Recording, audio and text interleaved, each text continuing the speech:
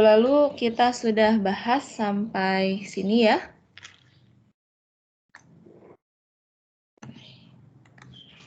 Bagaimana konfigurasi elektron dari logam transisi yang ketika menjadi kation itu tidak sama seperti logam golongan utama atau tidak sama dengan logam, baik logam maupun non-logam dari golongan utama yang konfigurasinya itu mencapai konfigurasi gas mulia. Nah, contoh di sini kita ambil untuk logam transisinya besi. Besi nomor atomnya 26, konfigurasi elektronnya sebelumnya gas mulianya argon, lalu besi itu periode keempat ya, 4s2. Keempat, setelah gas mulia argon, kemudian blok S-nya sudah terisi penuh, periode 4, 4s2, lalu masuk ke blok D, 3d6. Nomor atomnya 26. Nah, untuk tahu elektron mana yang keluar lebih dahulu, kita urutkan supaya bisa melihat mana kulit yang terluar. Di sini kulit yang terluar adalah 4. Nah, besi kita temukan itu punya 2 ion ya, besi 2+ dengan besi 3+. Besi 2+-nya berasal dari mana? Ada 2 elektron yang hilang dari kulit terluar, yaitu 4s, dari orbital 4s. Jadi Fe2+ menjadi 3d6, Fe3+ ini menjadi 3d5. D5 ini setengah penuh dari 10 untuk elektron pada orbital D. Ini lebih stabil, makanya kita temukan Fe3+ itu lebih stabil dibandingkan Fe2+. Atau kalau kita punya Fe2+, ini akan dengan mudah teroksidasi menjadi Fe3+, karena Fe3+ lebih stabil. Nah, kalau kita lihat di sini kan ini tidak mencapai konfigurasi gas mulia. Ya, rasanya minggu lalu sudah sampai sini. Kita lihat untuk bagaimana dengan logam post transisi. Ya, setelah logam transisi, contohnya di sini timah. Timah konfigurasi elektronnya ini berakhir di elektron valensinya 5s2, 5p2. Nah, kita tahu timah itu di bab pertama ada tabel yang menyatakan bagaimana ketika atom-atom dalam tabel periodik itu membentuk ion. Nah, untuk logam post transisi ada yang +2, +3, +4 ya. Salah satunya di sini Sn sudah ada di sana ditulis Sn+2, Sn+4. Nah, sekarang kita bisa menjelaskan kenapa timah itu kalau menjadi kation itu cenderung membentuk Sn+2 dan Sn+4. Sn+2-nya dari mana? Pertama ada 2 elektron yang keluar dari orbital 5p. Jadi Sn2+ ini konfigurasi elektronnya berakhir di 5s2. Lalu 4+ dari mana? Ada 2 tambahan elektron yang keluar dari kulit terluar, yaitu N sama dengan 5. 5s2-nya ini tidak terisi lagi, sehingga Sn4+ ini menjadi 4d10 valensinya. Ya. Jadi sama seperti logam transisi, logam post transisi juga ketika menjadi kation itu tidak mencapai konfigurasi elektron gas mulia ya. Jadi nanti kalau di bab 1 mungkin sedikit hafalan ya bagaimana menjadi kation. Nah, kalau di sini tidak perlu dihafal lagi, kita bisa prediksikan dari konfigurasinya. Kira-kira yang stabil itu atau yang mungkin kation yang mungkin terbentuk dari logam-logam baik golongan utama maupun golongan logam transisi dan post transisi, kita bisa lihat dari konfigurasi elektronnya. Contoh nih, kita bisa meramalkan ya konfigurasi elektron untuk kation. Nanti menjadi kation plus berapa? Misalnya untuk bismut. Bismut ini konfigurasi elektronnya. Tentukan ion dari bismut yang dapat dibentuk. Nah, kita urutkan dulu. Xenon, lalu 4F14, kemudian 5D10. Ini valensinya berakhir di, kulit terluarnya berakhir di 6S2, 6P3. Ya.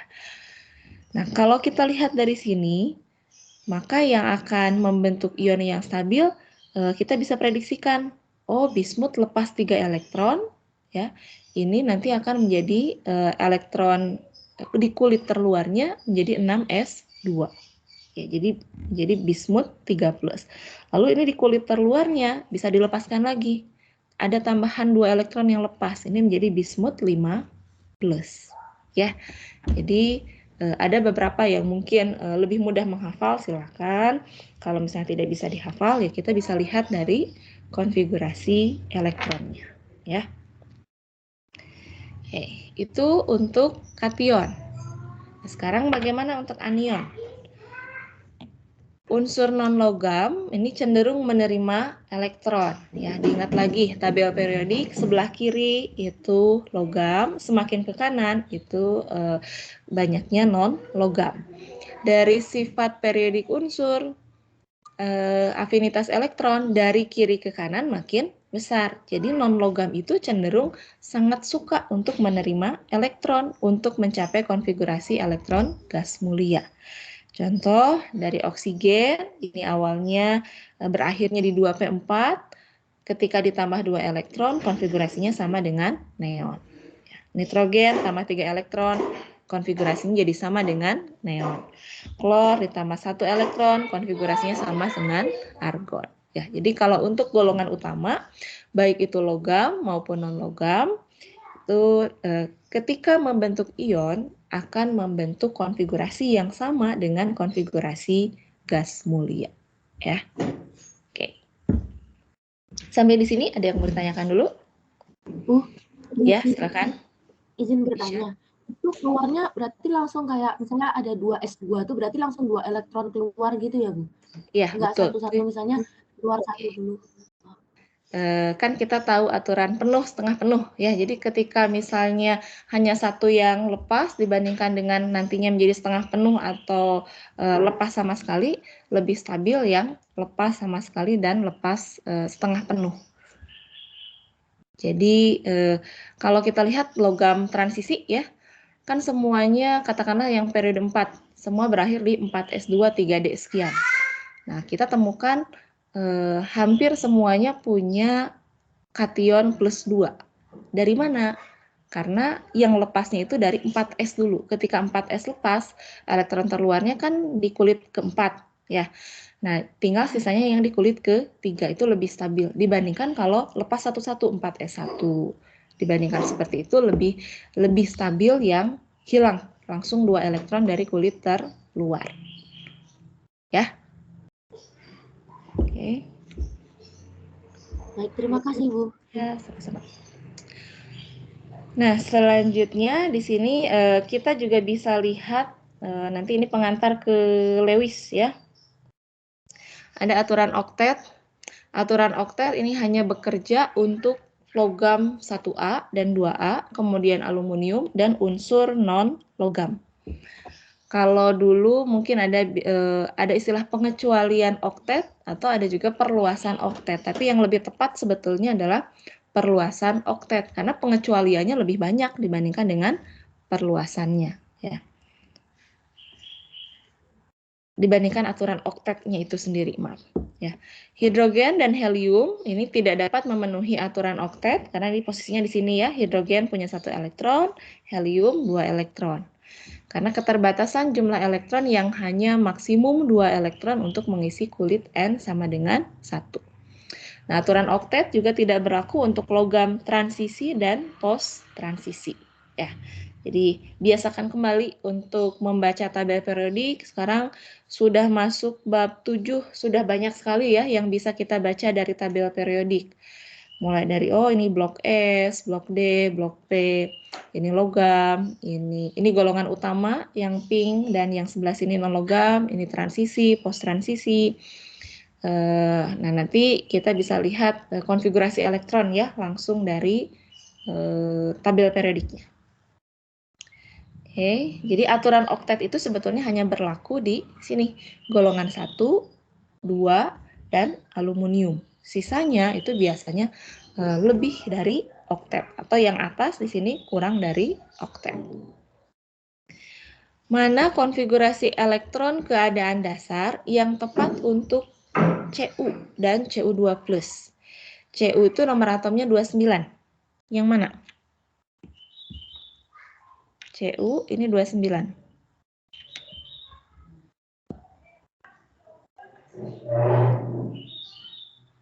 Yang mana jawabannya? Kalau yang periode 4 itu ada tanpa kita melihat tabel periodik sebetulnya ada polanya. Misalnya yang 21, ujungnya itu 4S2, 3D1. 22, 4S2, 3D2. 23, 4S2, 3D3, dan seterusnya. Jadi kalau untuk CU, ya harusnya kita lihat ya tabel periodik supaya lebih mudah.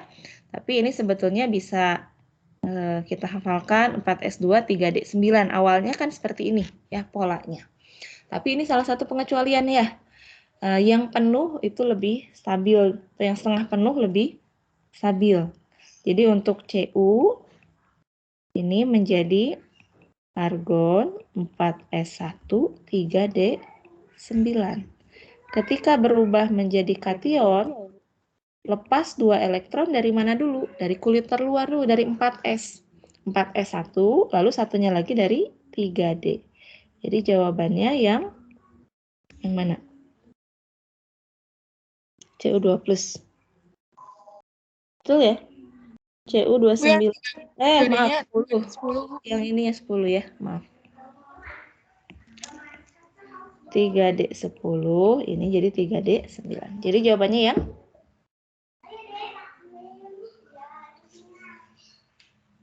Yang C.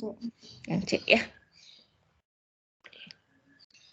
Jadi memang kita harus tahu dulu tabel periodiknya. Kecuali kalau untuk periode 4 sebetulnya masih bisa dihafal ya. Tadi mungkin agak lama menjawab karena tidak melihat tabel periodik. Kalau tidak melihat tabel periodik harus diurut ya, 1S2, 2S2, 2P6 dan seterusnya. Oke. Mana ion yang memiliki konfigurasi elektron gas mulia? Nah, ini semuanya logam golongan transisi dan post transisi ya. Kalau tadi kita lihat semua golongan utama, baik logam maupun non-logam, ketika menjadi ion itu akan memiliki konfigurasi elektron gas mulia. Tapi logam transisi dan post transisi tidak secara umum. Tapi ada beberapa yang mengikuti konfigurasi gas mulia, hanya sedikit. Kira-kira yang mana? Fe ini 26. TI 4+. TI 4+. TI itu berapa? TI 22 ya. TI 22, CR 24, NI 28, timah tadi berapa timah? Timah itu 50. Yang mana jawabannya? Kita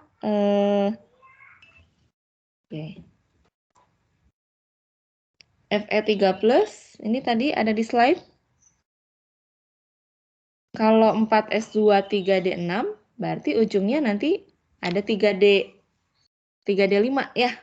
Ini jelas bukan. Ini argon 3D5. Timah 50.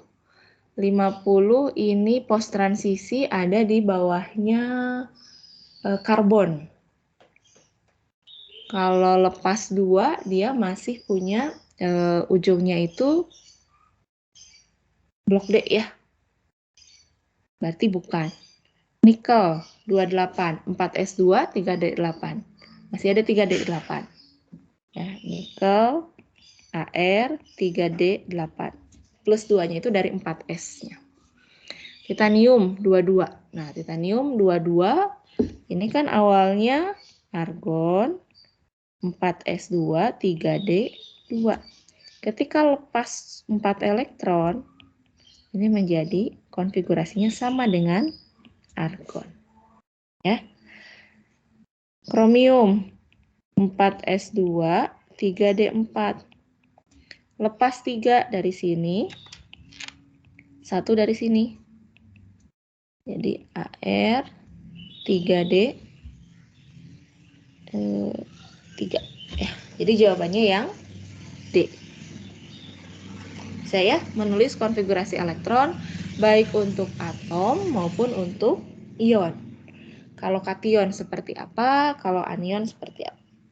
Kalau kation berarti ada elektron lepas, kalau anion elektron yang kita tambahkan ke dalam konfigurasi atom dalam keadaan dasar. Oke, nah sekarang dengan bantuan tabel periodik kita sudah tahu elektron valensi dari setiap atom. Ya, untuk memudahkan mengetahui berapa elektron valensinya, kita bisa lihat tabel periodik golongan berapa. Golongan 1, elektron valensinya 1. Ini simbol Lewis untuk semua atom. Golongan 2, berarti ada 2 titik, karena 2 elektron valensi. Golongan 3, nah, 3 elektron valensi, 4, juga 4, 5, 6, 7, 8, dan seterusnya. Ya. Sekarang kita masuk ke simbol Lewis. Nah, di bagian awal di sini jenis ikatan yang kita bahas ikatan ionik. Masih ingat ya, ikatan ionik dibentuk karena serah terima elektron, ya, serah terima elektron yang satu membentuk kation, satu membentuk anion, lalu ada interaksi elektrostatik di antara dua muatan yang berlawanan sehingga nanti membentuk ikatan. Contoh ikatan ionik di sini, ikatan ionik kan terbentuk antara logam, di sini litium, non-logam, fluor. Litium ini golongan 1, punya energi ionisasi yang rendah. Artinya dia mudah untuk melepaskan elektron. Jadi cenderung memberikan elektronnya. Jadi serah terima. Siapa yang menyerahkan? Litium. Litium menjadi kation. Lalu F ini energi afinitas elektronnya tinggi. Sangat suka untuk menerima elektron. Jadi diterima oleh elektron dari litium diterima oleh fluor sehingga menjadi F-, menjadi anion. Nah, ada interaksi antara dua partikel yang bermuatan. Ini membentuk senyawa atau ikatan ion, ya, LIF. Ini kalau 1:1, kita mudah untuk menggambarkannya. Sekarang kalau ada 2 spesi kation yang berikatan dengan 1 spesi anion. Contohnya di senyawa ion K2S, kalium sulfida. Kita bisa menggambarkan bagaimana proses terjadinya ikatan. Di sini ada 2 atom K. Ya. K itu masing-masing valensinya 1 elektron. Nah, masing-masing atom K ini melepaskan 1 elektronnya tersebut ke atom S. Ini lepas 1 elektron menjadi kation, K+, yang ini juga sama. Nah, 2 elektron masing-masing dari atom K ini diterima hanya oleh 1 spesi atom sulfur. Jadi yang asalnya ini valensinya 6, tambah 2 elektron, ini menjadi anion S2-. Ada interaksi antara anion S2- dengan 2 kation K+, ini membentuk K2S. Ya. Oke, sekarang dibalik. Kationnya yang 1, anionnya yang 2. Kalsium golongan 2, valensinya, elektron valensinya ada 2. Ini juga cenderung untuk melepaskan elektron, membentuk kation supaya konfigurasinya sama seperti konfigurasi gas mulia. Diserahkan ke siapa? Ada 2 di sini. Masing-masing diserahkan 1 pada atom Cl. Jadi atom Cl menerima masing-masing 1 elektron membentuk anion Cl-. Jadi ada interaksi antara 1 kation Ca2+ dengan 2 anion Cl- membentuk Ca kalsium klorida. Ya, itu gambaran ikatan ionik pada senyawa ionik yang diakibatkan oleh serah terima elektron. Jadi sebetulnya reaksi itu hanya melibatkan elektron terluar.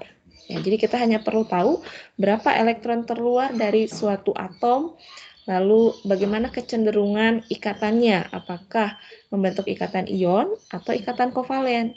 Kalau ikatan ion seperti apa? Ikatan ion itu ada serah terima, jadi sepenuhnya dilepaskan, sepenuhnya diterima.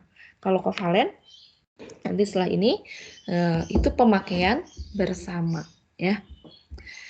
Sekarang mana spesi yang memiliki 8 elektron valensi pada simbol Lewisnya? S2-.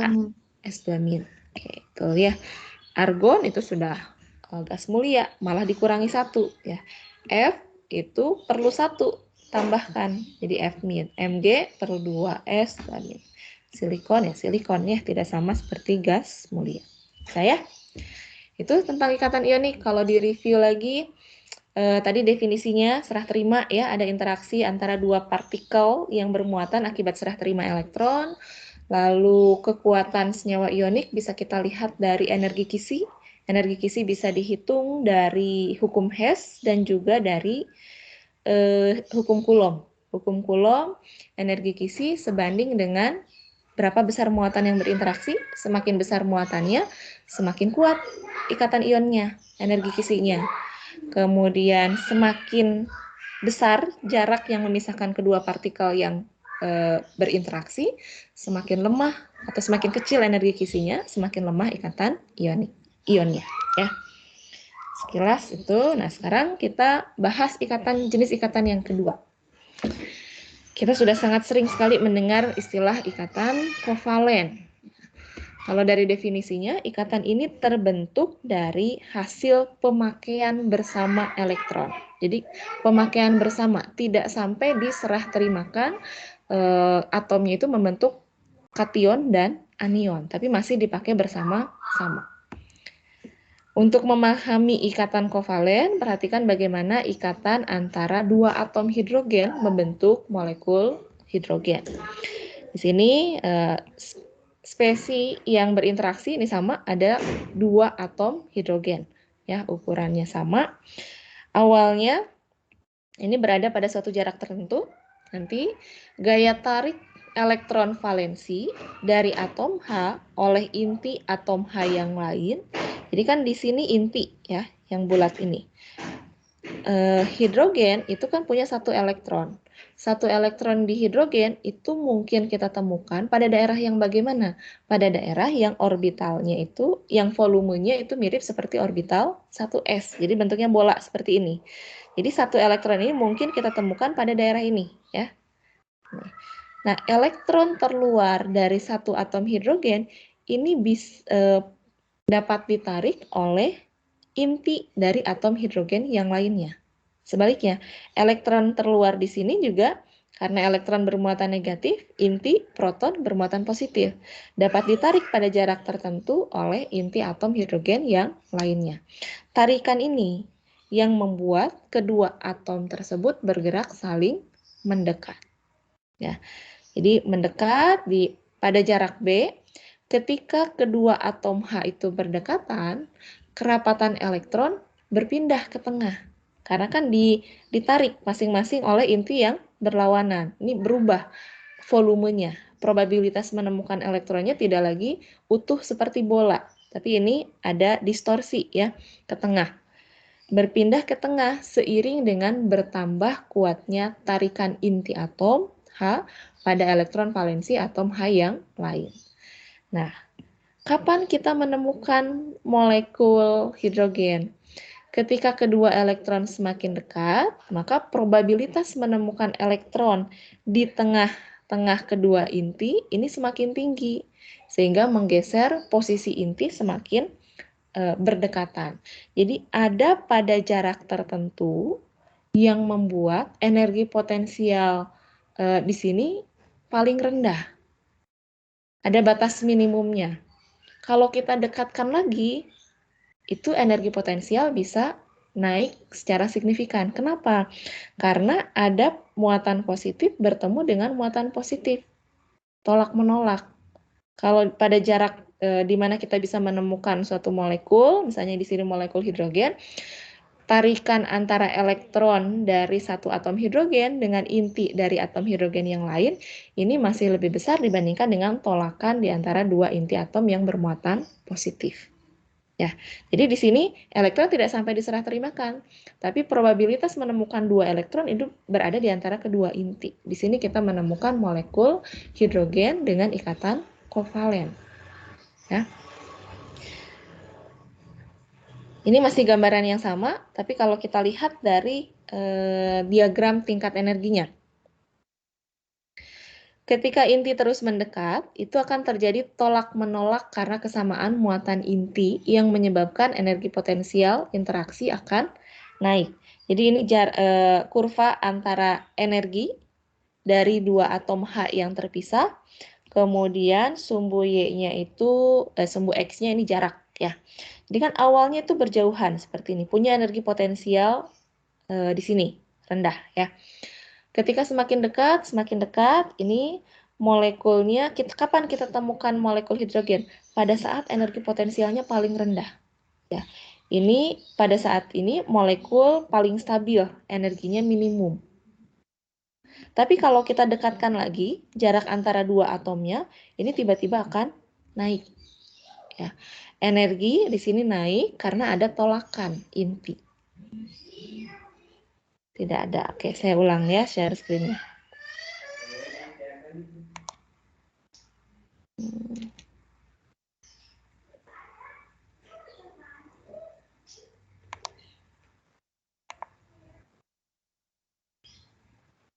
Sudah terlihat, Michelle?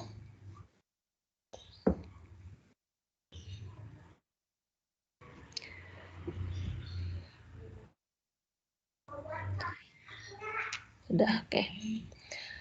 Jarak interaksi akhir antara dua atom yang saling berikatan kovalen ini berada pada jarak keseimbangan, yaitu jarak di mana terjadi keseimbangan antara gaya tarik, tarikan mana elektron terluar oleh inti dari atom yang lainnya, dan gaya tolak antara dua inti atom. Ya, jadi ini proses atau gambaran terjadinya ikatan kovalen membentuk molekul hidrogen. Molekul akan kita temukan pada kondisi energi potensial yang paling kecil, yang paling minimum. Pada keadaan ini akan stabil. Ya, jadi 75 pikometer ini merupakan jarak ya atau panjang ikatan antara di dalam molekul hidrogen. Oke. Nah, kalau dalam ikatan ionik kita hanya membahas kekuatan ikatan ya, kalau nggak salah, kekuatan ikatan. Nah, sekarang dalam ikatan kovalen, ada dua kuantitas yang mengkarakterisasi ikatan kovalen. Yang pertama, panjang ikatan. Ini jarak antara dua inti, Ra dan Rb. Jadi jarak antara inti A dan jarak antara inti B. Contohnya yang tadi ini 75 pikometer, ini adalah jarak antara kedua inti di mana kita bisa menemukan molekul H2 secara stabil, dengan stabil. Lalu yang kedua energi ikatan. Energi ikatan didefinisikan di sini ada dua ya.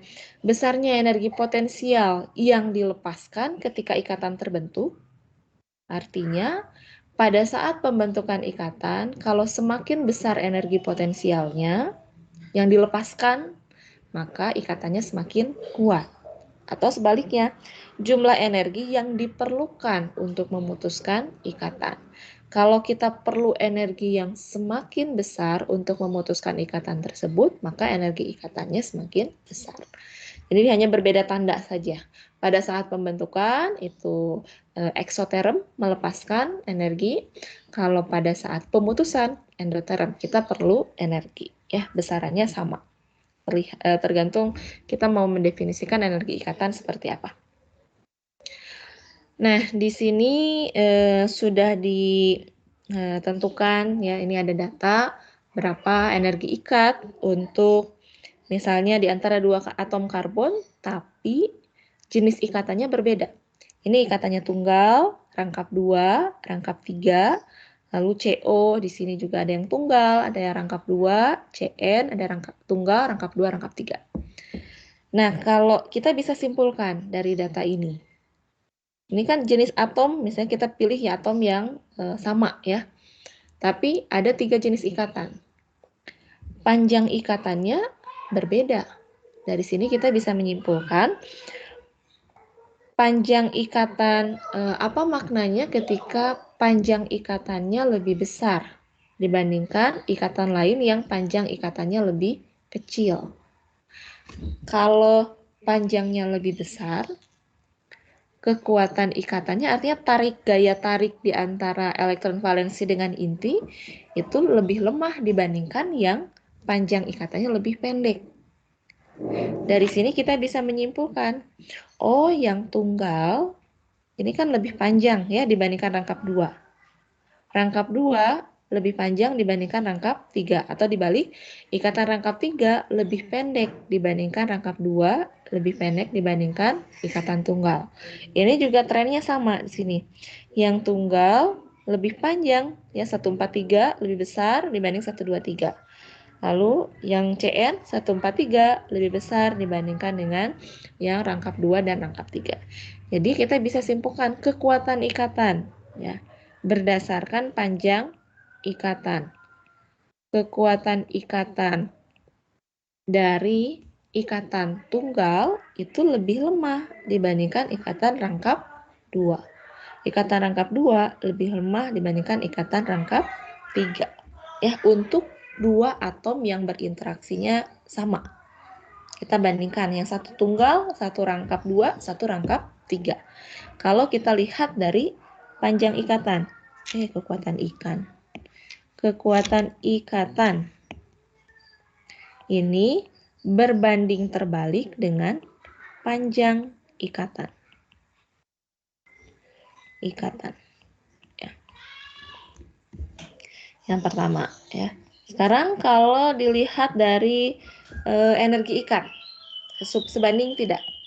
Energi ikat tadi didefinisikan sebagai berapa energi yang diperlukan untuk memutuskan ikatan. Artinya, semakin besar energi yang diperlukan untuk memutuskan ikatan, semakin kuat ikatan tersebut. Ya. Jadi kekuatan ikatan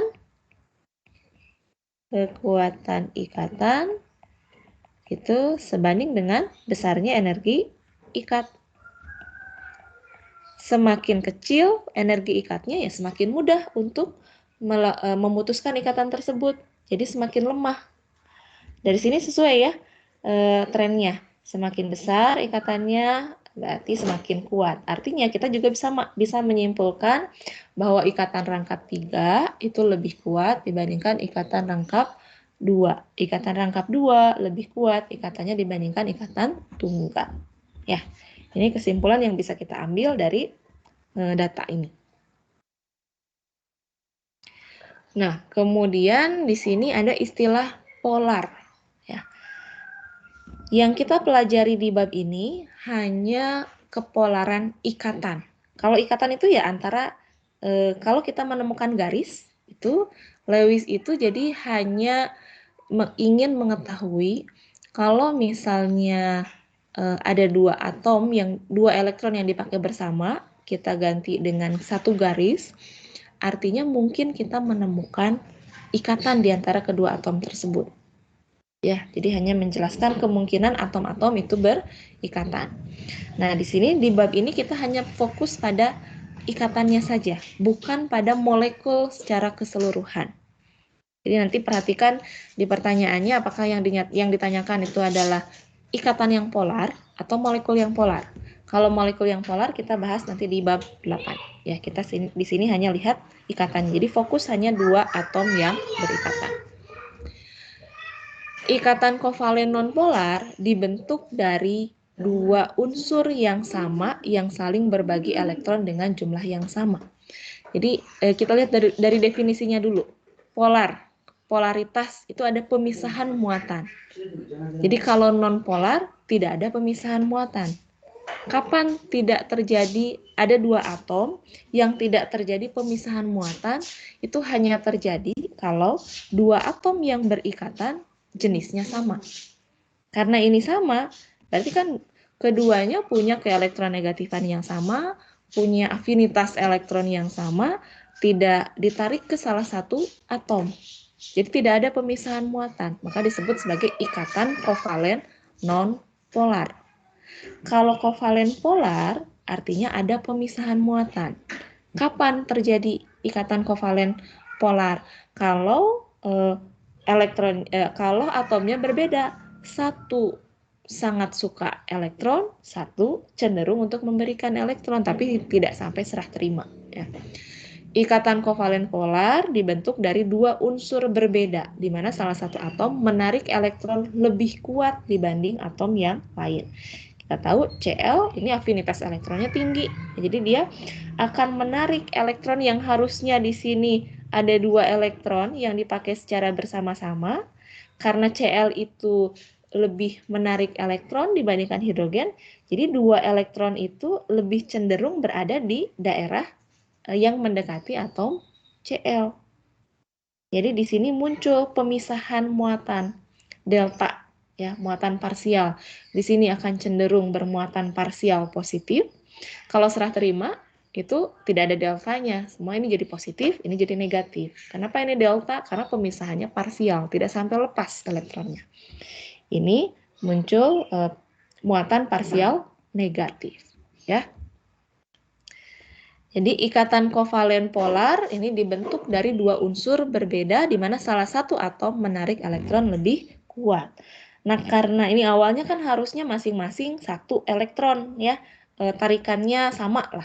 Di sini melepaskan, di sini menyumbangkan satu elektron, yang Cl juga menyumbangkan satu elektron.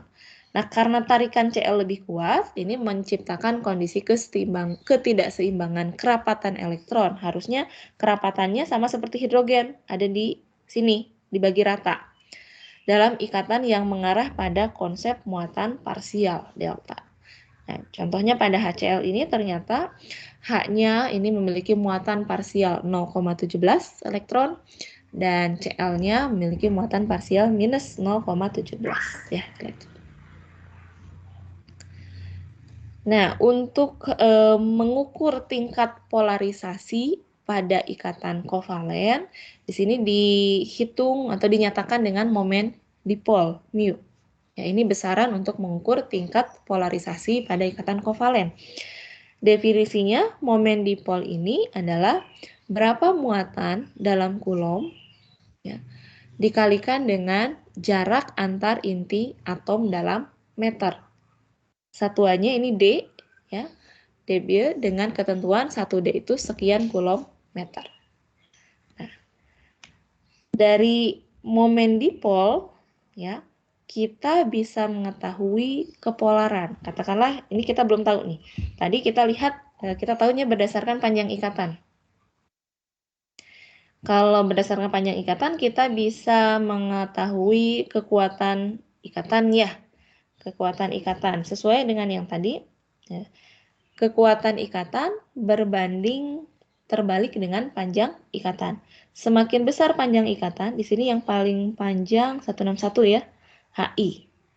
Jadi di antara ke-6 molekul ini, pada 6 ikatan pada ini kebetulan ikatannya senyawanya senyawa biner, dibentuk dari 2 atom saja. Kita bisa membandingkan kekuatan ikatan berdasarkan panjang ikatan.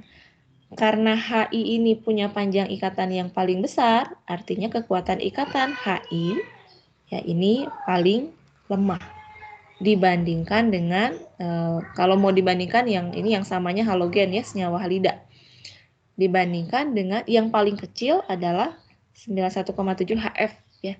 HF ini kekuatan ikatannya paling kuat di antara HF, HCl, HBr dan HI. Nah, sekarang kalau kepolaran ini untuk mengukurnya kita harus tahu momen dipolnya. Ya. Sebetulnya kita bisa memperkirakan dari keelektronegatifan. Ini kan sama ya, kita fokus pada ini. Pada 4 ini saja yang sama. H-nya ini semua sama, satu atom sama, berarti yang bervariasi adalah atom yang satunya lagi. Di sini golongan halogen.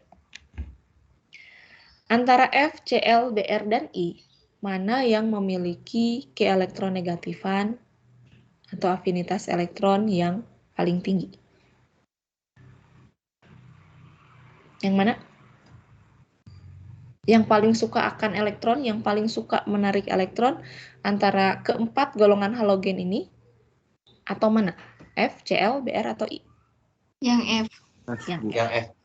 Artinya ini kan H-nya sama, maka F ini akan menarik yang akan menyebabkan pemisahan muatan yang paling signifikan dibandingkan Cl, Br, dan I. Ya, itu prediksi kita berdasarkan keelektronegatifan. Berdasarkan data, ini sesuai. Ya, ini kan dalam satu golongan F, Cl, Br, I. Semakin ke atas, keelektronegatifan semakin besar. Semakin perbedaan keelektronegatifanya semakin besar, ikatannya semakin polar. Ditunjukkan oleh nilai dari momen dipol. 1,83 ini paling besar di antara keempat momen dipol senyawa halida ini, Jadi yang paling polar adalah HF, kedua HCl, ketiga HBr, keempat HI. Ya. Jadi biasakan kalau ada data itu dianalisis kira-kira apa yang bisa kita simpulkan dari data tersebut.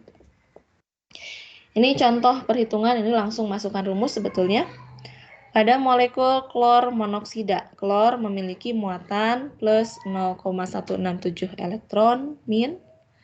Bila panjang ikatan adalah 154,6 pikometer, hitung momen dipol. Ini hanya tinggal masukkan ke rumus nanti ya. Mu sama dengan Q dikalikan dengan R.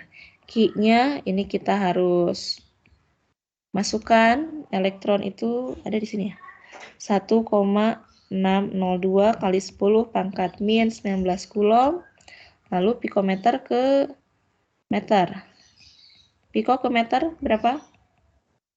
12 10 ya? pangkat minus 12. Ya. Ini nanti dapat satuannya kulometer, nanti ubah ke berapa debit. Ya. Ini contoh menghitung berapa momen dipol. Nah, tadi sudah disinggung, kita bisa memprediksi apakah mana yang memiliki ikatan lebih polar berdasarkan keelektronegatifan. Bedakan antara afinitas elektron dengan keelektronegatifan. Persamaannya, dua-duanya sama-sama ukuran seberapa mudah menarik elektron. Afinitas elektron itu kan kita tambahkan elektron pada atom fasa gas. Tapi di sini yang membedakan, kalau keelektronegatifan ini adalah tarikan relatif atom terhadap elektron dalam suatu ikatan. Jadi diukurnya dalam ikatan. Kalau afinitas elektron, kita tambahkan elektron pada atom berfasa gas. Ya, jadi sama-sama kecenderungan atom menarik elektron, tapi yang membedakan di sini kalau keelektronegatifan itu dalam ikatan, kalau afinitas elektron dalam menambahkan elektron pada atom dalam fasa gas. Tapi trennya sama ya. Dari kiri ke kanan kita bisa lihat di sini semakin bertambah, dari bawah ke atas semakin bertambah. Ya. Jadi dalam satu periode keelektronegatifan naik ya dari kiri ke kanan. Kita bisa jelaskan berdasarkan selalu ya kalau dalam satu periode dari kiri ke kanan berdasarkan muatan inti efektif. Semakin besar muatan inti efektif ya kemampuan suatu atom untuk menarik elektron itu akan semakin besar. Jadi keelektronegatifannya semakin besar dari kiri ke kanan. Perbedaan keelektronegatifan ini akan menciptakan kepolaran. Contohnya tadi HF, HCl, HBr, HI. Ya. Beda keelektronegatifan antara H 2,1 dengan F 4,1.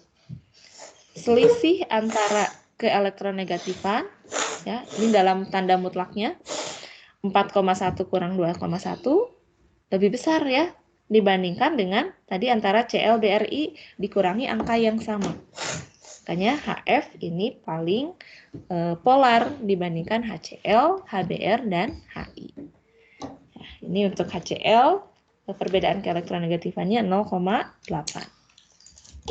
Nah, dari sini akhirnya muncul kita bisa memprediksikan dari perbedaan keelektronegatifan ini untuk menentukan ukuran karakter ionik.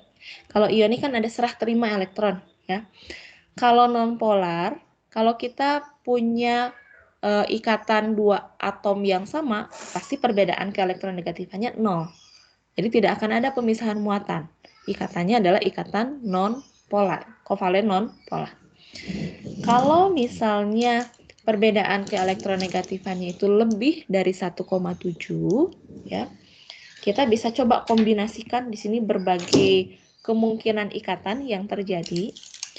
Lalu secara eksperimen dibuktikan ya. Perbedaannya itu ini ada data mengenai persen karakter ionik dalam ikatan dengan perbedaan keelektronegatifan. Batasannya di sini 1,7 ya. Kalau lebih dari 1,7 kita ini karakter ioniknya itu lebih dari 50%. Dan memang pada kenyataannya kita temukan. Coba apa senyawa ionik yang paling sering kita temukan? Nah, Cl ya. Na ini 1. Ya, di sini mudah-mudahan terlihat datanya. Cl 2,9. 2,9 kurang 1 1,9 ya. Lebih dari 1,7. Jadi selisih dua atom yang berikatan yang lebih dari 1,7 ini bersifat ionik. Ya, jadi atom dengan keelektronegatifan tinggi ini akan menguasai elektron. Jadi sudah ada serah terima. Semakin ke sini perbedaan keelektronegatifan semakin besar, jauh dari 1,7 itu cenderung ikatannya ikatan ionik. Tapi kalau kurang dari 0,5 di sini ini hampir kovalen murni. Kurang ya dari sini dari 0 sampai 0,5. Jadi ada senyawa-senyawa yang tidak selalu ikatannya itu persis sama H2, N2, O2. Kalau itu sudah pasti ikatannya nonpolar, kovalen nonpolar. Tapi contohnya apa ya di sini? Yang perbedaannya itu kurang dari 0,5. Misalnya kalau CH, kita kan sering menemukan ikatan CH dalam senyawa organik.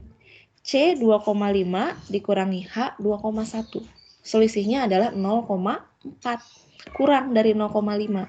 Jadi meskipun ada delta keelektronegatifan tidak sama dengan 0, kita masih menggolongkan yang kurang dari 0,5, contohnya ikatan CH, itu ikatannya kovalen non-polar. Nah, bagaimana dengan kovalen polar? Di antaranya, yang punya selisih antara 0,5 sampai 1,7 itu ikatan yang terbentuk adalah ikatan kovalen polar. Ya, jadi kalau yang kurang dari 0,5 ini hampir tidak ada pemisahan muatan, antara 0,5 sampai 1,7 ada pemakaian bersama elektron tapi tidak seimbang. Jadi pembentukan muatan parsial, ada yang cenderung muatan parsial positif, ada yang cenderung muatan parsial negatif. Kalau lebih dari 1,7 itu sudah sampai serah terima elektron. Ada yang menjadi kation, ada yang menjadi anion. Ya. Jadi nanti kita bisa memprediksi. Biasanya kalau soal seperti ini ada data ya, diberikan data keelektronegatifan, kita diminta untuk menentukan kira-kira ini ikatan yang terbentuk apa? Kovalen polar, kovalen nonpolar, atau ionik. Dilihat dari delta En-nya. Delta keelektronegatifannya. Kita hanya perlu tahu menghafal batasannya 0,5 dan 1,7 ya. Kemudian Bu, di sini ya silakan. Izin bertanya Bu, yang berarti kalau misalnya elektron negatifnya lebih dari 0,5 1,7 itu 1,7 ionik ya Bu? ionik, sudah bukan kovalen. Sudah ada serah terima elektron. Tapi HF tadi lebih dari 1,7 Bu. HF ya. HF, nah ini ada pengecualian ya. HF 2,1, 4,1. Tapi kita kenal itu bukan ikatan ionik ya. Ikatan kovalen. Nah, ada yang tahu kira-kira kenapa? HF perbedaan ikatan perbedaan keelektronegatifannya lebih dari 1,7, tapi kita golongkan itu sebagai ikatan kovalen, senyawa molekul, bukan senyawa ionik. Ada yang tahu? Silakan. Ya, Alfred siapa? Karena dua-duanya non logam. Non logam. Oke. Kalau dua-duanya non logam, terus ya itu juga mengarah ya, betul. Ikatan ionik itu dilihat dari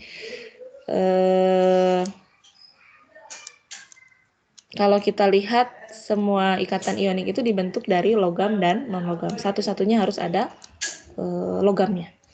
Oke. Tadi siapa? Aisyah? Siapa? Selain Alfred? Ada lagi? Coba nanti cari dulu penjelasan detailnya. Ya, silakan. Siapa? karena F itu kan sangat negatif ya Bu ya, sangat negatif.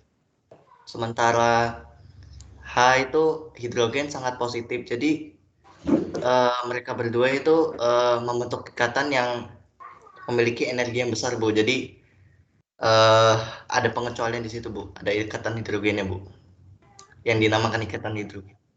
Iya, ikatan hidrogen, betul. Ya, ikatan hidrogen itu dibentuk dari atom hidrogen yang terikat dengan 3 atom yang sangat elektronegatif, yaitu F, O, dan N. Kemudian berinteraksi dengan, tapi kalau itu bukan ikatan hidrogen ya. Kalau ikatan hidrogen itu maksudnya ke gaya antar molekul, bukan intramolekul. Jadi gaya antar molekul, jadi di antara 2 molekul yang berbeda. Contohnya, kalau HF, kita punya 2 molekul seperti ini. Yang dimaksud dengan ikatan hidrogen adalah ini yang garis putus-putus. Atom hidrogen yang terikat dengan 3 atom elektronegatif, salah satunya adalah F, lalu dia terikat lagi dengan atom salah satu dari 3 atom elektronegatif tersebut, tapi pada molekul yang lain. Nah, di sini sebetulnya tidak harus selalu F-nya itu terikat pada atom H lagi. Tapi pada atom yang lain pun, asal ini di antara F, O, dan N, itu kita sebut sebagai ikatan hidrogen. Ya, jadi ikatan hidrogen itu salah satu dari jenis ikatan atau jenis gaya interaksi, bukan ikatan, interaksi antar molekul. Kalau intramolekul ini antara bisa ion kovalen ya, kovalen polar, kovalen non polar. Ya, coba nanti dicari lagi ya penjelasannya. Saya tanya nanti hari Jumat. Mudah-mudahan ingat. Ya, intinya itu salah satu pengecualian ya untuk HF itu masuknya ikatan atau senyawa molekul, bukan senyawa ionik. Oke, saya lanjut dulu ya. Hubungan reaktivitas unsur dan keelektronegatifan. Masih ingat di sini di bab reaksi redoks ya. Unsur-unsur yang reaktif itu kita definisikan sebagai unsur-unsur yang mudah mengalami oksidasi. Oksidasi itu melepas elektron. Berarti yang energi ionisasinya rendah, mudah melepas elektron. Mana yang energi ionisasinya rendah? Dari yang kiri ya. Ini energi ionisasinya rendah, mudah melepas elektron, berarti mudah mengalami oksidasi. Jadi ini reaktif unsurnya. Ya, unsur logam dengan energi ionisasi rendah, dengan keelektronegatifan rendah, mudah mengalami oksidasi. Sementara unsur logam dengan keelektronegatifan tinggi, ya, di sini yang golongan transisi atau post transisi, ini sukar mengalami oksidasi.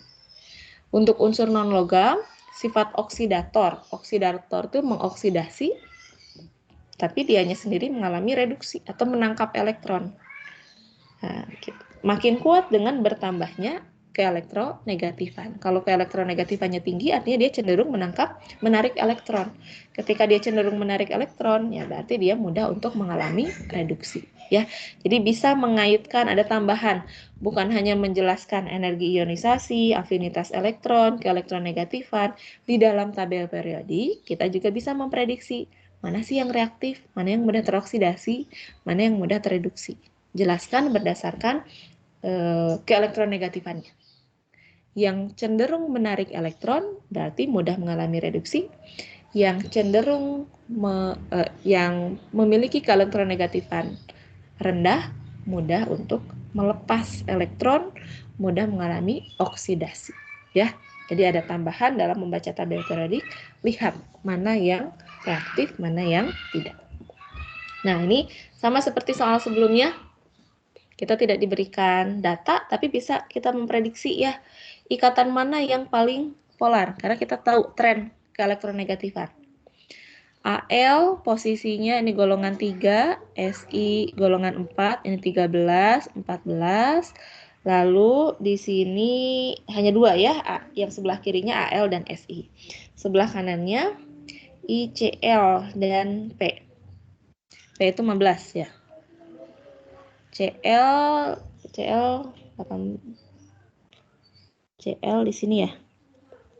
FClBrI. Nah, jadi mana yang harus kita cari? Kalau yang paling polar berarti yang perbedaan keelektronegatifannya paling besar atau paling kecil?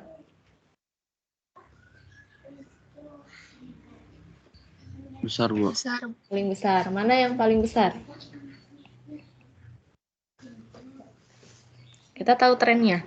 Semakin ke kanan, semakin besar. Berarti kita harus cari di antara dua ini, di antara aluminium dan silikon, mana yang paling kecil ya. Kita ambil yang paling kecil, lalu di antara I, Cl, dan P kita ambil yang paling besar. Jadi kita bandingkan antara aluminium dan silikon, mana yang paling kecil keelektronegatifannya? Aluminium. Aluminium. Yang sebelah kiri aluminium, lalu di antara P, I, dan Cl, mana yang paling besar? Cl. Cl, ya, karena dari atas ke bawah itu menurun, atau dari bawah ke atas keelektronegatifan makin besar. Jadi jawabannya yang C ya. Bisa dibuktikan, silahkan nanti lihat data keelektronegatifan. Yang paling polar adalah yang nilai delta En, delta keelektronegatifan paling besar di antara kelima ikatan tersebut. Ya. Berdasarkan keelektronegatifannya, tentukan spesies mana yang merupakan oksidator paling kuat. Oksidator berarti dia mengalami reduksi. Reduksi itu menangkap elektron. Menangkap elektron berarti mana, ini sama dengan mana yang keelektronegatifan paling tinggi. Ya, terjemahannya begitu. Yang mana? Cl2. Cl, ya. Reduksi dari Cl2 dari 0 menjadi Cl min 1. Ya.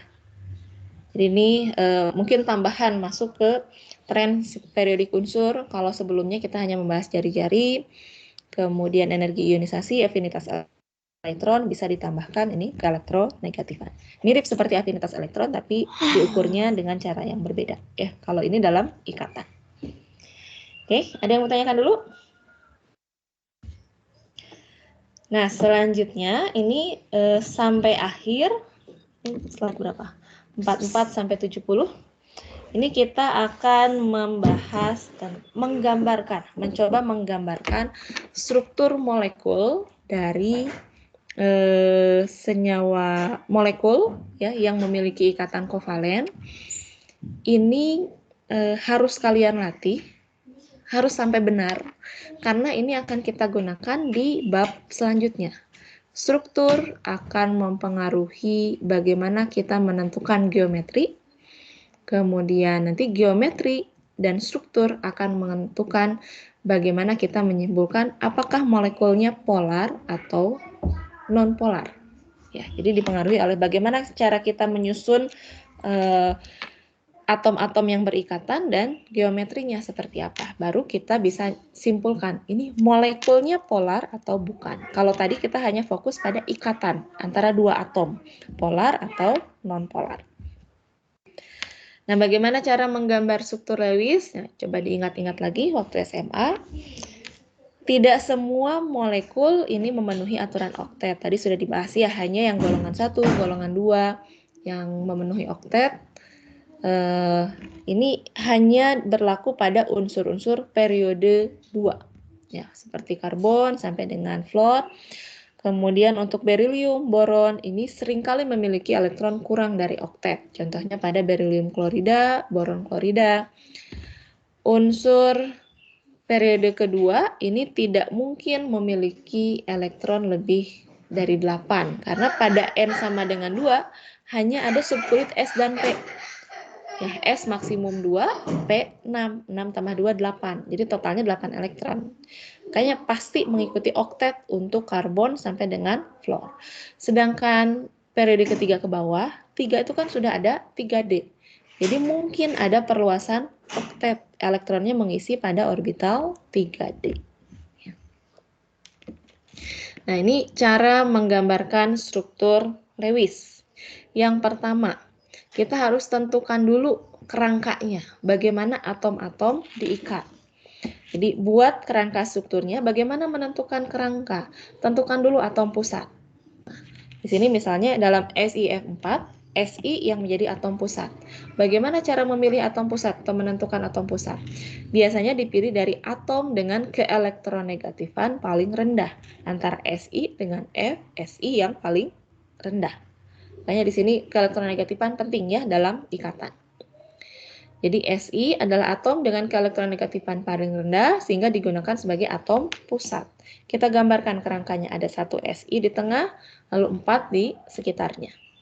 Yang kedua, hitung jumlah elektron valensinya. Si ini golongan 4, berarti ada 4 elektron karena ada 1 kali 4. F golongan 7, valensinya 7, ada 4. 4 kali 7, 28. Kita jumlahkan. Jadi nanti titik-titik yang harus kita gambarkan itu harus ada 32 yang menggambarkan valensinya total di dalam satu molekul itu ada 32 elektron. Ya, itu langkah yang kedua. Yang ketiga, tempatkan 2 elektron pada setiap pasangan atom yang membentuk ikatan, kemudian ganti dengan garis. Jadi kita hubungkan dulu di antara kedua atom. Untuk atom yang berikatan, kita ganti 2 elektron itu menjadi 1 garis. Ya. Jadi di sini elektron valensinya tadi ada 32 ya. Kita kurangi, di sini sudah dipakai 4 kali 2, ada 4 ikatan, masing-masing 2 elektron. Berarti sisanya ada 24 elektron. Lalu yang keempat, karena Lewis itu harus oktet kecuali yang mengalami perluasan oktet. Lengkapi oktet ya, atom terminal, atom ujungnya dulu dengan menambahkan pasangan elektron.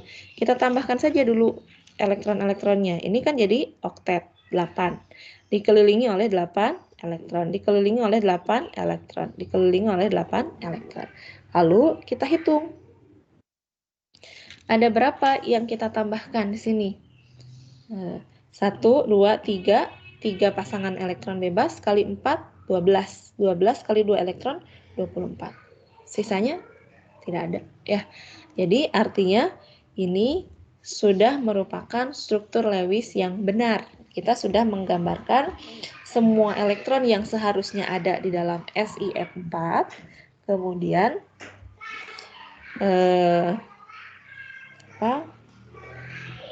lalu jumlah elektronnya semua sudah sama ya, dan memenuhi aturan oktet. Ya, elektron. Jadi kalau misalnya ada berbagai struktur Lewis, kita pertama lihat dulu dari aturan oktetnya, memenuhi atau tidak. Ketika tidak memenuhi, yaitu bukan gambar Lewis yang benar. Ya. Nah, kebetulan di sini tidak ada sisa. Seandainya ada sisa, tempatkan sisa elektron pada atom pusat. Tadi kan tidak ada, maka tidak kita tambahkan lagi di atom pusatnya. Pada kasus Si4, tidak ada elektron yang tersisa setelah ditambahkan pada atom ujung. Lalu yang keenam, bila atom pusat belum oktet, bentuk ikatan rangkap dan bila perlu rangkap 3. Tapi di sini sudah oktet ya. Jadi struktur Lewis Si4 ini telah diselesaikan pada prosedur ke-4. Nanti kita latih contoh pada molekul yang lain untuk menerapkan prosedur menggambarkan struktur Lewis. Contoh lain. Untuk H2CO3 asam karbonat. Nah, di sini kan ini kalau H2CO3-nya ya, kita bisa gambarkan kerangkanya. H itu selalu di ujung kalau H ya. Jadi di antara CO3 2-. Ini disebutnya sebagai ion oksi ya. Ada oksigen yang terikat atau ini disebut asam okso. Nanti kita bahas di asam basa ya. Asamnya itu atau H plusnya itu lepas dari terikat dengan atom O, di mana atom O-nya itu terikat pada atom pusat yang lain ya. Jadi yang mengandung oksigen. Sehingga atom C merupakan atom pusat. Jadi kita fokus pada CO32-nya karena H itu pasti di ujung. Di antara C dan O, C yang kurang elektronegatif. Jadi C yang di tengah. Lalu di sekitarnya ada 3 atom oksigen. Karena ini asam oksi, H-nya itu terikat pada atom oksigen. Kemudian sama seperti tadi, kita tulis kerangka, kemudian hubungkan ikatan di antara 2 atom, kita buat garis, lalu hitung dulu elektronnya. C-nya 1, golongan 4, oksigennya 3 kali 6, 18, hidrogennya ada 2 kali 1. Jadi totalnya ada 24 elektron. Kemudian ini kita sudah membentuk ikatan 1, 2, 3, 4, 5. Ada 5 kali 2. Ya. Sudah ada 10 elektron yang sudah kita gambarkan. Sisanya adalah 14 elektron. Nah, 14 elektron itu kita sebar. Tadi caranya kita oktetkan dulu. Ya. Oksigen, di sini sudah oktet. Tambahkan 3 PeB. Lalu ini sudah oktet. Ini sudah oktet. Ya, oktetkan dulu selain atom pusat. Nah, ini kebetulan di contoh soal ini, setelah kita tambahkan, ada berapa nih yang kita tambahkan? 1, 2, 3, 4, 5, 6, 7, 14. Sudah nggak ada yang sisa. Berarti tidak kita tambahkan lagi elektron pada atom pusat. Ya, tapi di sini karbonnya belum oktet ya, tetapi atom C pusat hanya memiliki 6 elektron sehingga belum oktet. Sementara elektronnya sudah habis terbagi. Jadi kalau sekilas menilai mana struktur Lewis yang benar untuk molekul ini, misalnya nanti ada pilihan ganda. Lihat dulu dari oktetnya. Ketika tidak oktet itu sudah pasti salah. Ya, karena harus oktet. Apalagi karbon. Karbon itu kan periode ke-2. Sudah pasti dia harus memenuhi aturan oktet. Tadi caranya yang ke-5, ke-6. Nah, ke-6. Bila atom pusat belum oktet, bentuk ikatan rangkap. Dan bila perlu, rangkap 3. Jadi, karena kita tidak perlu menambahkan atau mengurangi elektron, kita pindahkan PeB-nya. Ini, misalnya kita ambil yang dari sini ke sini. Ya. Hasilnya jadi ini rangkap, ini PeB-nya jadi 2. Yang kita pindahkan hanya dari atom oksigen yang ujung. Akhirnya, ini oktet, ini juga sudah oktet. Semuanya memenuhi aturan oktet selain hidrogen. Karena hidrogen maksimum 2. Ya. Nih. Jadi kita pindahkan salah satu PeB, pindahkan menjadi ikatan rangkap. Tanpa perlu menambah atau mengurangi elektron yang kita gambarkan di struktur Lewis. Jadi nanti ketika, kalau kalian sih nggak akan diminta menggambarkan ya karena ujiannya online. Semuanya harus dalam bentuk titik ya, karena ini awalnya dari simbol dot Lewis. Simbol titik, tidak lagi, jangan ada yang menggambarkan silang. Ya. Contoh lain, N2F2, N dengan F yang lebih elektronegatif, F, jadi N yang di tengah. Kalau untuk molekul yang kami rasa sulit bagi kalian untuk menentukan kerangkanya, itu biasanya akan diberikan kerangkanya. Ya, tapi kalau yang harusnya kalian bisa menentukan berdasarkan keelektronegatifan, itu tidak akan diberikan kerangkanya. Ini jadi N sebagai atom pusat atau ada di tengah, F yang di ujung. Kalau halogen kan selalu di ujung juga ya, sama seperti hidrogen. Ini strukturnya, kita buat garis, ada 6 elektron yang sudah dipakai untuk berikatan. Kemudian di sini kita hitung dulu valensinya. F-nya ada 2, 2 kali 7, 14, N-nya ada 2, 2 kali 5, 10. Total yang harus kita gambarkan dalam struktur Lewis yang kita buat ada 24 elektron. Sudah dipakai 6 elektron, sisanya 18. Kita oktetkan dulu. F-nya ini kita oktetkan. Ini sudah oktet. Sisanya, di sini kita hanya menambahkan 6 ya. 1, 2, 3, 4, 5, 6. 6 kali 2, 12. Kita sudah menambahkan 12, sisanya 6. Nah, 6 ini baru kita simpan di atom pusat. Nah, kecuali untuk nitrogen ini kita temukan stabil ya, tidak berpasangan. Ada 1 elektron bebas karena N valensinya 5 ya. Jadi kita simpan sebar 6 elektron. 1, 2, 3, 4, 5, 6. Lalu kita cek. Ini kan sudah sesuai ya, oktet. Ini oktet. Nitrogen di sini 1, 2, 3, 4, 5, 6. Ini 7 ya. Keduanya 7. Oke. Nah, kemudian kita cek, tapi nitrogen juga harus oktet ya. Kalau di tahap ini kita belum mengoktetkan, kita hanya baru menambahkan bagi rata karena N-nya sama ya. Sifatnya sama, ada 2 atom berdampingan. Tapi nanti kalian mungkin menemukan struktur Lewis yang N-nya itu hanya ada 1, tidak berpasangan. Jumlah elektron valensi ini tidak mencukupi untuk melengkapi oktet. Tadi caranya buat ikatan rangkap pada kedua nitrogen ini akan melengkapi kondisi oktet. Nah, ini kita pindahkan. Hasilnya ini oktet ya, sudah dikelilingi oleh 8 elektron. 1 2 3 4 1 2. Nah, ini juga 4. Ya. Jadi harus oktet untuk memang yang atom-atom memenuhi kaidah oktet. Oke. Nah, sekarang bagaimana dengan struktur dengan atom pusat lebih dari oktet? Contohnya untuk periode ketiga. Kenapa bisa lebih dari oktet, lebih dari 8? Karena punya ukuran yang lebih besar, punya orbital D, jadi dapat menerima sampai 18 elektron. 2 ditambah 6 ditambah 10, jadi 18 ya. Nah, struktur Lewis untuk kelompok ini masih mengikuti prosedur yang sama, hanya pada atom pusatnya yang biasanya memiliki tambahan elektron atau ikatan. Contoh PCl5. Ya. PCl5 kalau kita anggap kita misalnya taunya, kita ikuti prosedur tadi ya. PCl5. P itu 5. Ini kita buat ikatan.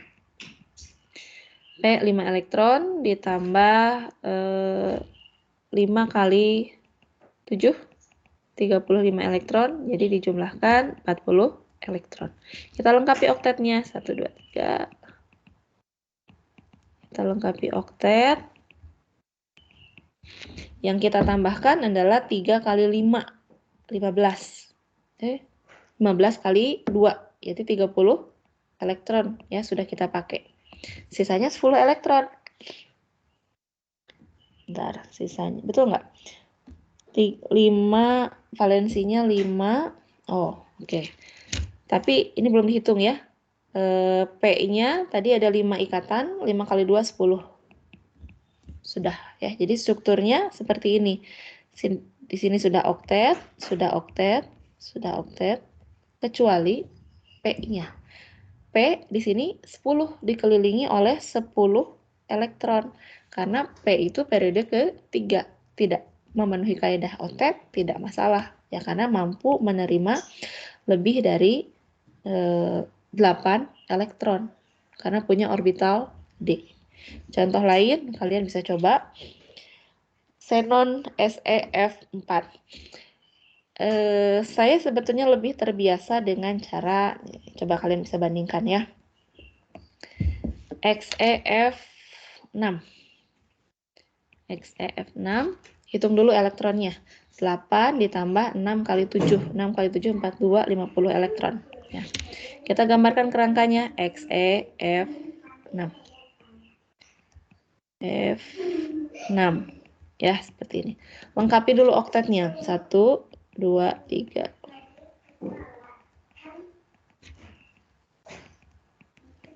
Nah, sekarang hitung berapa jumlah elektron yang kita gambarkan.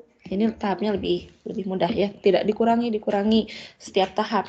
Pokoknya kita oktetkan semua kecuali atom pusat, lalu kita hitung berapa jumlah elektron yang kita gambarkan di struktur Lewis yang kita buat. Di sini ada 6 atom F, punya 3 pasangan elektron bebas, 6 kali 3 berarti 18 ditambah 6 ikatan. 18 tambah 6, 24. 24 elektron, pasangan elektron. 24 kali 2 Di sini sudah kita gambarkan 48 elektron. Ya. Jadi sisanya ada 2 elektron. Nah, baru sisanya kita tambahkan di atom pusat. Ya, jadi pokoknya lengkap buat kerangka, penuhi oktet, hitung berapa jumlah elektron yang kita gambarkan, bandingkan dengan jumlah valensinya. Kalau sama, ya sudah. Kalau kurang, tambahkan sisa elektronnya di atom pusat. Nanti ada kasus di mana elektron yang kita gambarkan mungkin berlebih. Nah, itu harus dikurangi. Oke. Sekarang struktur dengan atom pusat kurang dari oktet. Contohnya boron, berilium, tadi sudah dilihat ya, BeCl2. Ini BeCl2. Berilium itu 2 ya, ditambah 2 kali 7. 14, 16 elektron. Berilium kurang elektron negatif dibandingkan Cl, jadi berilium di tengah. Kita oktetkan dulu yang ujung. Berapa jumlah elektron yang kita gambarkan di sini? 1, 2, 3, 4, 5, 6, 7, 8. 8 pasang. 8 kali 2, 16 elektron. Sudah sesuai. BCl3. 3 ditambah 3 kali 7, 24. Ya. Berapa pasangan elektron atau berapa jumlah elektron yang kita gambarkan di struktur Lewisnya? 1, 2, 3, 4, 5, 6, 7, 8, 9, 10, 11, 12. 12 kali 2, 24. Ini sudah sesuai. Ini tidak memenuhi aturan oktet ya. Ini hanya dikelilingi oleh 4, ini oleh 6 elektron.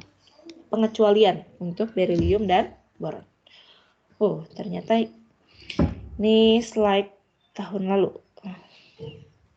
Saya hapus saja ya. Ini rasanya yang saya kirim, yang saya upload ternyata yang ini, bukan yang kosong. Oke, kita coba latihan. Gambarkan. Gambarkan struktur Lewis untuk molekul OF2. O dengan F, mana yang lebih elektronegatif? F ya, dan F itu selalu di ujung halida. Jadi kita gambarkan dulu OF2. Berapa valensinya? O6 ditambah F 2 kali 7. 14, 20 elektron. Kita oktetkan.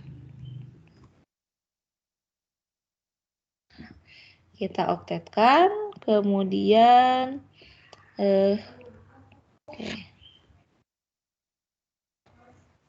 ada berapa jumlah elektron yang kita gambarkan? 1, 2, 3, 4, 5, 6, 7, 8, 9, 10. 20. Sudah sesuai ya? Sudah oktet belum? Ini oktet, ini oktet, ini. Ya, jadi struktur molekul untuk OF2 seperti itu. N2O5. Bagaimana kerangkanya? Nah, ini mungkin agak membingungkan ya, karena kita tidak familiar dengan struktur ini. Kita lewat dulu lah. Nanti kalau tidak familiar, apakah O-nya ini, kalau tadi seperti N2O4 misalnya, kemungkinan kan kita gambarkan seperti ini ya. Nah, kalau O5, O-nya lagi di mana? Nah, itu kan kita tidak familiar, jadi harus ada kerangkanya. Kita lewat dulu yang itu. Nanti silakan cek jawabannya di slide-nya, rasanya sudah ada ya. COCl2. Cl selalu di ujung. Berapa jumlah elektronnya? 4 ditambah 6 ditambah 2 kali 7. 14, 24 ya? 24 elektron. Lengkapi oktetnya.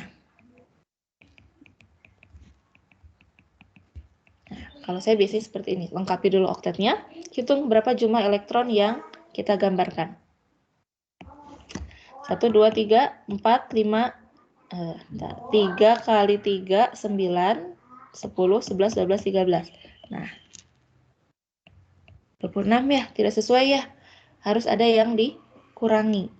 Kalau mau mengurangi, kita hilangkan 2 pasang.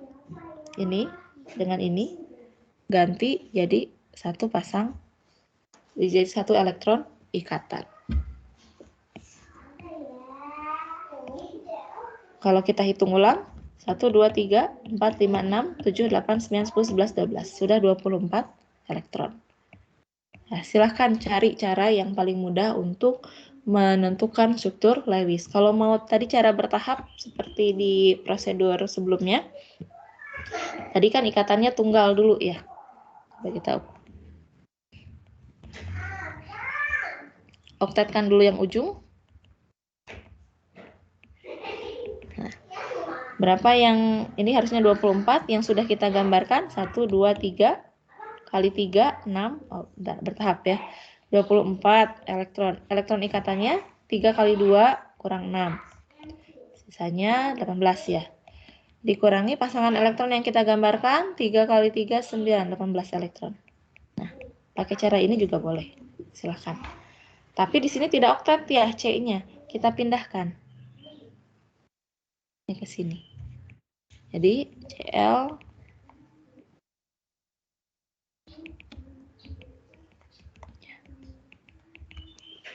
boleh yang paling mudah mau ikuti prosedur tersebut juga ikutin aja ini ya. Tinggal untuk melatih kecepatan ya ini harus sering dilatih ya.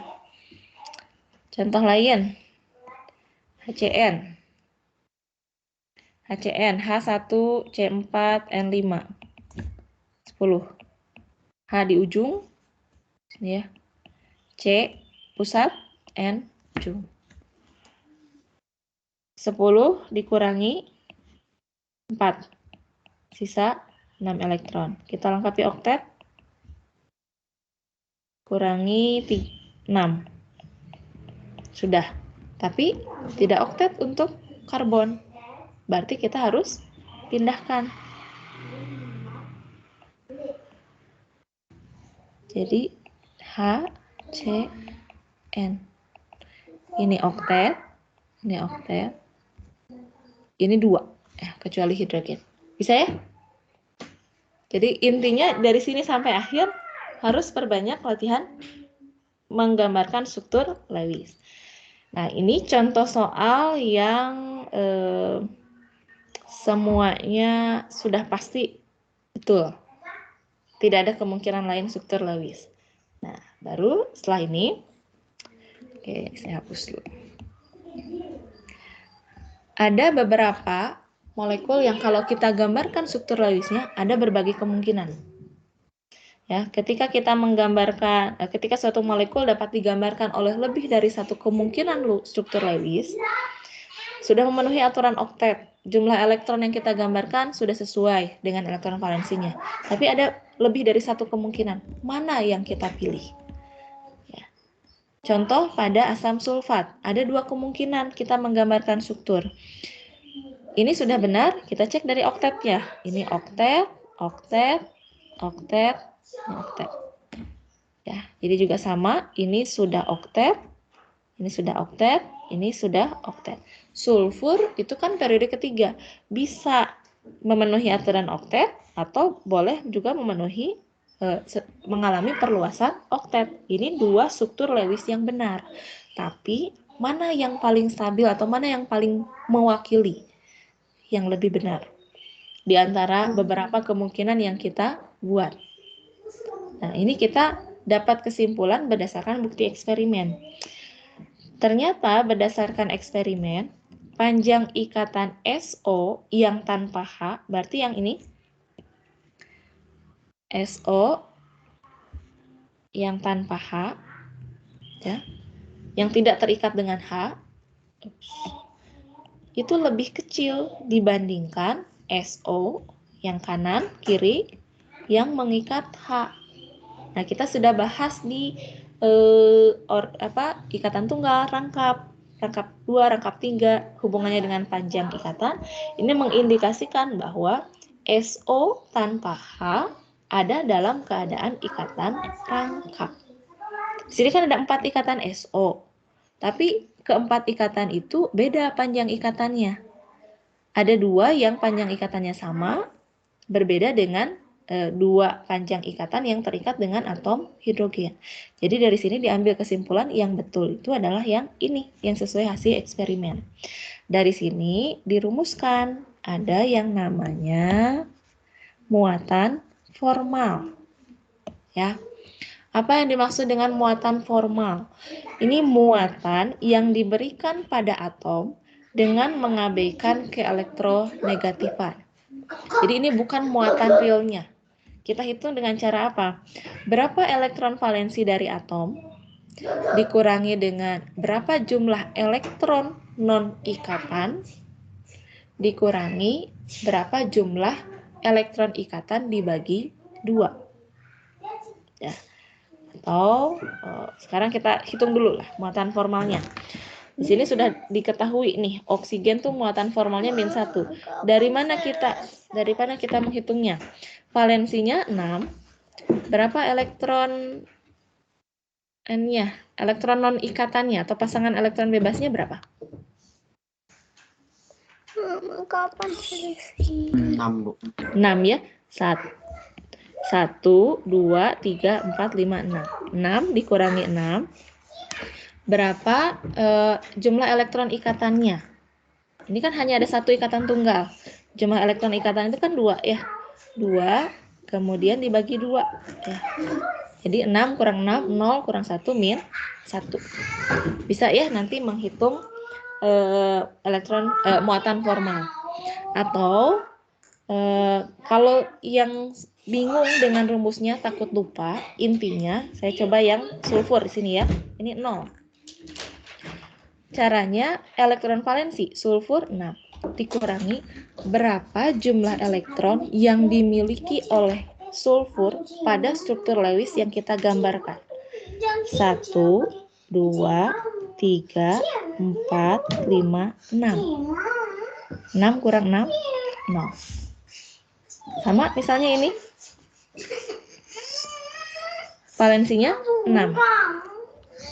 Tapi berapa jumlah elektron yang kita gambarkan yang dimiliki oleh S? 1, 2, 3, 4. 6 kurang 4, 2. Boleh pakai itu atau mau pakai rumus? Sama saja. 6 dikurangi PEB-nya 0. Dikurangi elektron ini kan ada mengikat 4. 4 kali 2, 8 dibagi 2. 8 bagi 2, 4. 6 kurang 4 plus 2. Ya, silakan. Mau pakai rumus atau intinya muatan formal itu adalah selisih dari elektron valensi dikurangi elektron yang dimiliki atom tersebut pada struktur yang kita gambarkan. Ya, sudah bisa ya menghitung atau muatan formal. Oksigen 6 dikurangi 1, 2, 3, 4, 5, 6. 0. Hidrogen 1 dikurangi, dia punya 1 di sini. Jadi anggap dalam satu garis itu 1 berasal dari atom yang 1 dari atom yang lain. Ya. Kemudian contoh yang lain ini 6 dikurangi 1, 2, 3, 4, 5, 6. 0. Hidrogen 1 dikurangi 1, 0. Itu menghitung muatan formal. Nah, sekarang setelah tahu muatan formal, mana struktur yang stabil? Atau kita balik ke, ini sama ya, H2SO4. Nah, dari sini, tadi kan yang dipilih berdasarkan eksperimen yang ikatan rangkap. Ini ternyata untuk yang ikatan rangkap, semua muatan formalnya 0. Yang di sini ada plus 1, ada plus 2, ada min 1, min 1. Dalam satu molekul, jumlah muatan formal sama dengan muatan molekulnya. Ini kan molekul netral. Jadi min 1 tambah 2 dikurangi 1 sama dengan 0. Kalau nanti misalnya CO32-, muatan formal C ditambah muatan formal semua atom O harus sama dengan min 2. Nah, jadi kesimpulannya struktur yang stabil itu adalah struktur dengan muatan formal paling kecil. Kalau memungkinkan, buat semuanya muatan formalnya 0. Kalau seandainya tidak memungkinkan, pasti ada muatan formalnya dari struktur Lewis yang kita gambarkan. Maka kita pilih struktur Lewis dengan muatan formal negatif itu diemban oleh atom paling elektronegatif. Misalnya ada struktur molekul atomnya itu C dengan N. Ya, entah di molekul apa gitu nanti kalian coba lihat soal latihan. 1 C-nya itu plus 1, katakanlah N-nya min 1. Satunya lagi C-nya min 1, N-nya plus 1. Yang benar adalah yang elektron negatif, N, itu harus mengemban min 1, jangan yang plus 1. Ya. Jadi struktur di sini yang bawah yang memiliki ikatan lengkap, memiliki muatan formal paling rendah, semuanya 0. Jadi dipilih sebagai struktur paling stabil. Jadi ini mungkin tambahannya. Kalau di SMA, kalian hanya diminta menggambarkan struktur Lewis, dan yang saya ingat masih membedakan antara elektron dari atom yang satu ditandai dengan titik, dari atom yang lain ditandai dengan silang. Semua harus memenuhi aturan oktet, kecuali yang bisa mengalami perluasan. Kemudian, kalau ada beberapa kemungkinan, pakai muatan formal untuk memilih mana struktur yang paling stabil. Oke. Selanjutnya, ya contoh ini CO2. CO2 kerangkanya sama ya. Ini ada 3 kemungkinan. C-nya di tengah, O-nya di kedua ujung. Ada 3 kemungkinan struktur. Ini struktur Lewis yang benar bukan? Kita lihat oktetnya. Ini sudah oktet, ini oktet, ini oktet. Ini juga oktet, 8, ini 8, 8, 8, 8. Kalau berdasarkan Lewis, ya 3-tiganya benar. Tapi mana yang paling stabil? Di antara ketiga struktur CO2, struktur tengah yang paling sedikit mengemban muatan formal. Sehingga struktur kedua ada struktur yang paling stabil. Saya hapus lagi. Hitung muatan formalnya. Ini yang ini ya. 6 dikurangi, valensinya 6. Pasangan elektron bebasnya 4. Elektron ikatannya ada berapa? 4/2 ya. Jadi 0. Atau kalau mau langsung pakai cara yang ini, kita gambarkan ada 2 garis, itu artinya ada 4 elektron. 2 dimiliki oleh oksigen, 2 dimiliki oleh karbon. Valensinya 6 dikurangi, di sini dia punya 1, 2, 3, 4, 5, 6. Ya. Muatan formalnya 0. Karbon. Valensinya 4. Di dalam struktur tersebut dia sudah punya 4. 0. Oksigen. Yang satunya lagi. Di dalam struktur tersebut dia punya 6. 6 kurang 6, 0. Yang ini. Di dalam struktur yang digambarkan, ini ada 7 elektron. 6 kurang 7, min 1. Di sini, 1, 2, 3, 4. 4 kurang 4, 0. Yang sebelah sini, 1, 2, 3, 4, 5. 6 kurang 5, 1. Satu lagi. 1, 2, 3, 4, 5, 6, 7. 6 kurang 7, min 1. 1, 2, 3, 4. 4 kurang 4, 0. 1, 2, 3, 4, 5. 6 kurang 5, plus 1. Ya. Jadi, 3 struktur molekul ini memenuhi aturan Lewis, kaidah oktet, tapi muatan formalnya berbeda akibat penempatan elektronnya, ada yang rangkap, ada yang tunggal.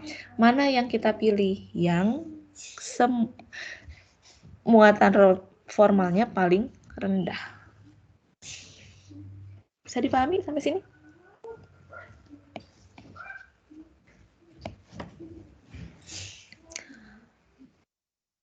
Oke. Nah, kenapa ini BCl3, B-nya kurang dari oktet? Tadi sudah kita tulis ya struktur Lewisnya. Kalau kita hitung muatan formalnya, Cl berapa muatan formalnya? Di sini valensinya 7. Berapa elektron yang dimiliki? 7. 0 ya. Cl di sini semuanya sama, ini 0, muatan formalnya ini 0.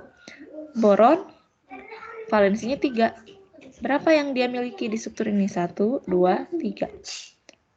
0. Jadi semuanya sudah bermuatan formal 0. Makanya ini stabil. Sesuai dengan kesimpulan bahwa berdasarkan hasil eksperimen, kalau ada beberapa kemungkinan yang kita gambarkan, kita pilih yang muatan formalnya paling kecil. Jadi silahkan nanti menentukan muatan formal, boleh pakai rumus, misalnya yang ini.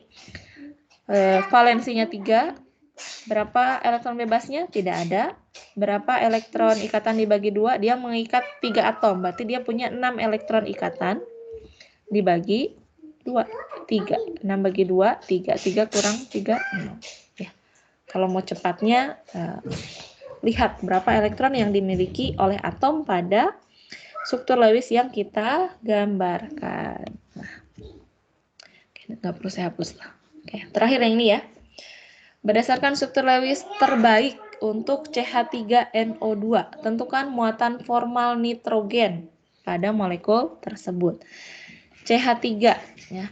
Kita mungkin kalau senyawa organik sudah langsung terbayang kerangkanya ya. Metil, CH3 ini di ujung, CH3 lalu NO2. Kita hitung elektronnya, C4, H 3 kali 1, N 5, oksigen 2 kali 6, 12, totalnya 24 elektron. Kita buat ikatannya 1, 2, 3, 4, 5, 6. 24 elektron, kurangi 6, kurangi 12 ya, 6 kali 2, 12, sisanya 12 elektron.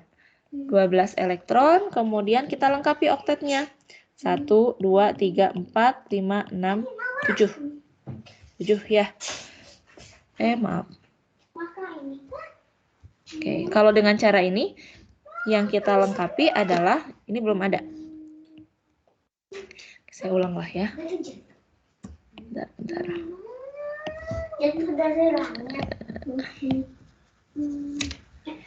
Saya ulang dari sini.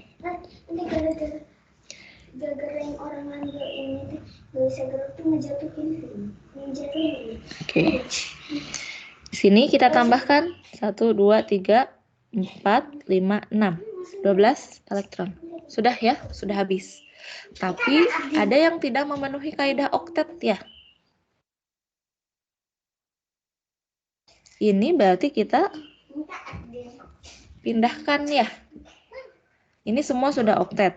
Karbon, kemudian kalau kita pindahkannya hanya 1. 1 jadi CHN. Karena kalau pindahkan dua-duanya jadi 10. Ya. Nah, ini nanti ada struktur resonansi ya. Rangkapnya bisa di atas, bisa di bawah. Ini oktet, ini oktet, ini sudah oktet, ini oktet, ini oktet. Ya. Jadi, ini struktur yang paling stabil. Ada kemungkinan lain? Kemungkinan lainnya sama. Hanya saja rangkapnya yang berbeda. Yang kita pindahkan yang bawah. Ini namanya struktur resonansi. Nanti kita bahas. Dari struktur yang kita gambarkan, muatan formal nitrogen. Berapa elektron yang dimiliki nitrogen di struktur Lewis yang kita gambarkan? 1, 2, 3, 4. Valensinya 5. 5 kurang 4, 1. Atau valensinya 5, pasangan elektron bebasnya tidak ada, elektron ikatannya 8/2. Sama dengan 11 sampai sini. Ya, jadi tinggal silahkan kalian latih. Cari contoh, ya banyak sekali contoh. Ambil molekul apapun, senyawa molekul, coba kalian gambarkan struktur Lewisnya, pilih mana struktur Lewis yang stabil. Karena dari sini nanti akan ada banyak pertanyaan berdasarkan struktur Lewis yang benar. Ya, kita selesaikan nanti hari Jumat. Ada yang mau ditanyakan dulu sebelum saya akhiri? Bu, saya mau Ya, silakan. mengenai konfigurasi ion yang tadi di slide 23 kalau nggak salah. Oke. Saya mau tanyanya kalau konfigurasi ion itu berdasarkan konfigurasi awalnya itu yang outbound-nya atau yang disusun berdasarkan kenaikan. Kalau menjadi ion, kita susun dari yang elektron pada kulit terluar. Pada pengisian itu harus mengikuti outbound. Dari yang tingkat energi lebih rendah. Tapi ketika mengeluarkan dari elektron pada kulit terluar harus disusun.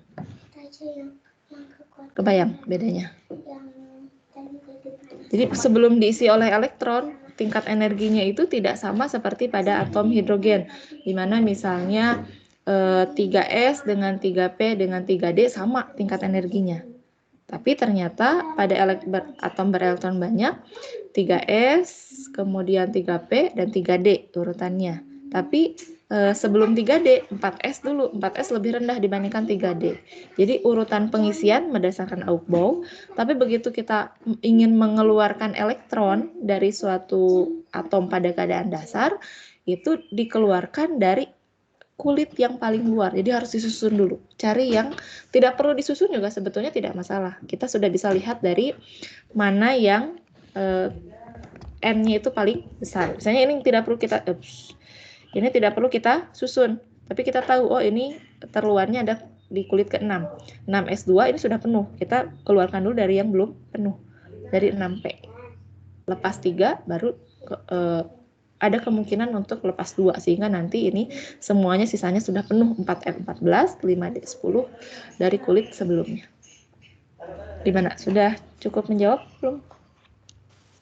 Menjawab Bu, terima kasih. Ya. Jadi silahkan ya banyak-banyak latihan. Nanti saya kirim soal latihan dari contoh ujian tahun lalu. Kita ketemu lagi hari Jumat. Ya, semoga semua dalam keadaan sehat. Materinya bisa diterima dengan baik. Selamat pagi. Assalamualaikum warahmatullahi wabarakatuh.